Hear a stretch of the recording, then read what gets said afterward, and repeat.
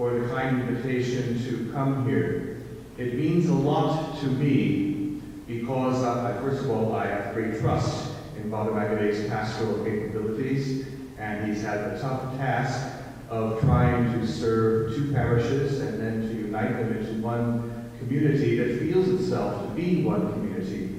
And it's wonderful that the title of Divine Mercy has been chosen because it's indicative that neither former church is the victor in this, but both are intending to come together as one and under the mercy of God.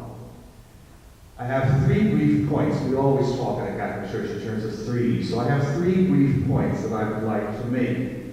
The first is personal. Why, in addition to respecting Father Brandon, I'm happy to be here. And that is that when I was ordained a bishop last June, the Archbishop of Vilnius, who came to my ordination, gave me that image.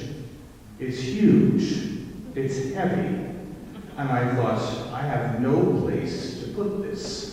I looked around St. Albert's Priory, here in Oakland, where I was living, and I couldn't find any sort of place empty enough and big enough that could house that in a fitting way. And I certainly couldn't even stand it up in my bedroom, so I thought, what am I going to do with this?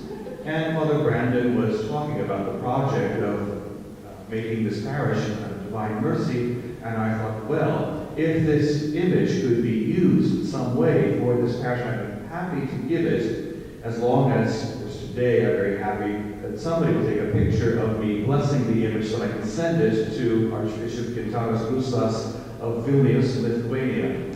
Why would an archbishop from Vilnius give an image of the Divine Mercy to a Dominican being ordained? It's not that he was trying to put me on the spot to show my cultural philistinism. Rather, it's because it was in a Dominican church in Vilnius where the image of the Divine Mercy was first found, or first used. So we associate it with Poland now, and you don't want to get Poles and Lithuanians at each other's throats, but the image came from Lithuania, and so he thought, as a Dominican, I would appreciate this image. I appreciate it, but not all 10 feet or whatever it is. It's not something that can't get through a door. So that's one reason why I'm glad to be here, and it looks stunning right now. The second is that the second reason I'm happy to be here is that it gives me a chance to talk a little bit about the nature of mercy.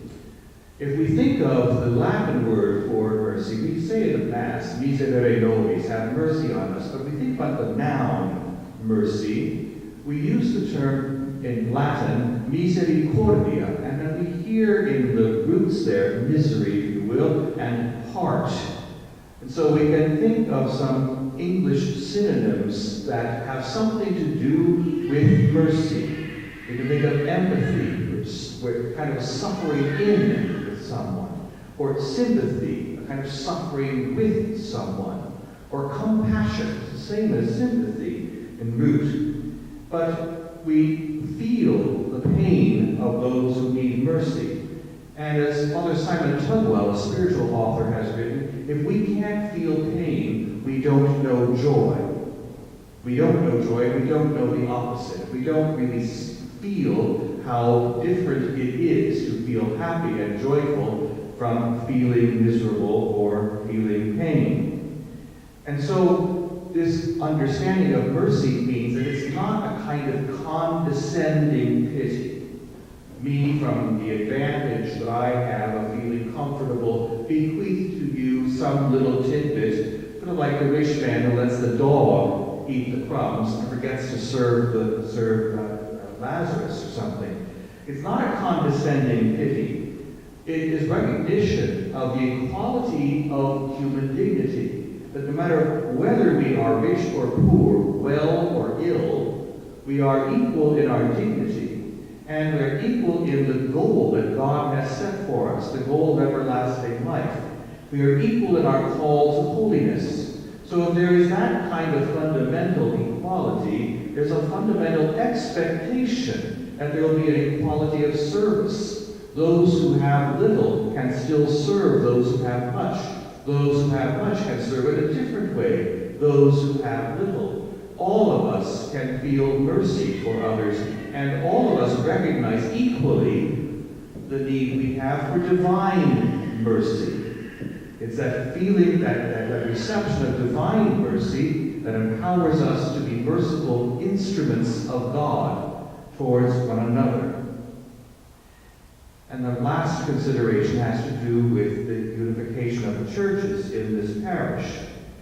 Here we have two former communities, and now coming together under the title of Divine Mercy, you are all rising to the challenge of not considering yourselves different from the others, better in one way or another than the others, but equal with the others. This is the great lesson of Catholicism. We have in Catholicism the wonderful principle, if you will, of territoriality.